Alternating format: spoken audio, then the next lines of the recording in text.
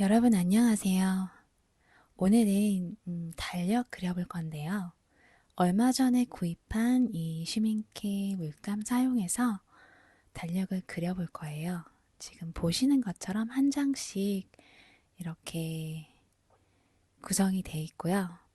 이렇게 빈 공간에 그림을 그리시면 되는데 저는 1월에 먼저 스케치를 해놓은 상태예요. 지금 이렇게 받침에 끼워서 세워 놓으시면 되고요. 네, 먼저 그림 그려볼게요. 먼저 종이에 대해서 조금 설명드릴게요. 이 종이는 100% 코튼 종이고요. 그리고 핫프레스 종이에요. 세목 종이고, 그래서 이렇게 보시면 표면이 굉장히 매끄러워요. 매끄럽고 어, 물이 굉장히 빨리 마르는 그런 경향이 조금 있습니다. 제가 이렇게 색칠하면서 보면 금방 종이가 말라 있어요. 그래서 원래는 수채화 그릴 때 먼저 칠한 물감이 마르길 기다렸다가 칠해야 되는 그런 상황들도 있잖아요. 그런데 이 종이는 그럴 필요가 없어요.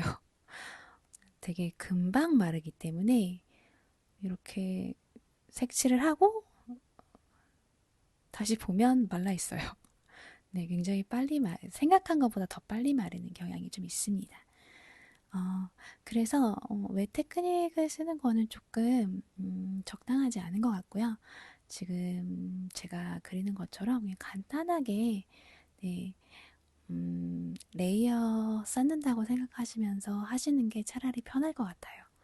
잘못하면 하드 엣지 같은 경우에 많이 생길 수가 있기 때문에 물감을 그냥 얇게 펴 바르시고 그 다음에 마른 다음에 다시 덧칠을 하고 그러니까 그런 방법이 조금 더 효과적일 수도 있겠다라는 생각을 했어요. 네, 일단은 사실 지금 달력을 그리기에는 조금 늦은 시간이잖아요. 벌써 1월이 한 열흘이나 지나갔고 그런데 제가 이거를 미리 발견해서 미리 구입을 했더라면 한 12월쯤에 다 작업을 끝냈을 것 같은데 저도 사실은 이 달력 종이를 얼마 전에 구입했어요. 근데 이런 건 너무 재밌는 것 같아요. 왜냐면 사실 저희가 그림을 그리면 쓸 데가 별로 사실 없잖아요.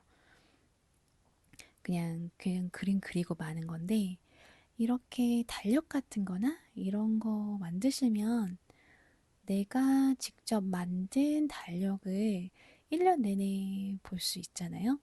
굉장히 사실 그냥 그림 그리는 것보다 조금 더 의미 있지 않나 약간 그런 생각도 들거든요. 조금 늦기는 했지만 그래도 아직 1월이니까 나머지 달들 잘 그려서 1년치 달력 사용하는 것도 너무 좋을 것 같아요. 그래서 생각보다 일찍 제가 영상을 하나 더 만들게 됐고요.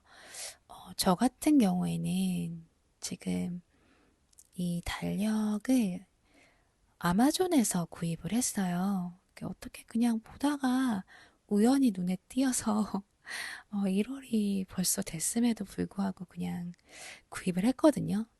네, 아마 인터넷 그런 스토어 같은데 찾아보시면 비슷한 제품들이 꽤 있지 않을까 싶기는 해요. 그래서 그냥 그림 그리고 옆에 묵혀두시는 것보다는 이렇게 조금 실용적인 거를 하셔서 그런 그림을 그려서 직접 사용하고 하는 게 약간 내 그림에 조금 더 생명력을 불어넣어주는 그런 느낌이기도 하거든요. 그리고 사실 요즘에 모르겠어요. 저는 종이 달력을 구하기가 사실 굉장히 힘들잖아요. 음, 보통 다 스마트폰 쓰니까 거기에 있는 달력 그냥 쓰고 그 다음에 뭐 알림 설정도 다 되니까 그렇게 하는데 저는 아날로그를 굉장히 좋아하는 사람으로서 꼭 한번 해보시기를 추천드려요. 그리고 이 동박새 그릴 때는 제가 먼저 종이를 적셔준 다음에 약간 외기법으로 한번 해보고 있거든요. 근데 보시는 것처럼 번지기가 잘 되지는 않아요. 막 잘 번져나가고 그런 종이는 일단 아닌 것 같거든요. 아무래도 그런 점을 잘 감안해서 색칠을 진행해야 할 것 같고요. 지금 동박새 그리고 있는데요. 저는 이 동박새의 그 눈 주위에 하얀 띠가 너무 귀엽더라고요. 네.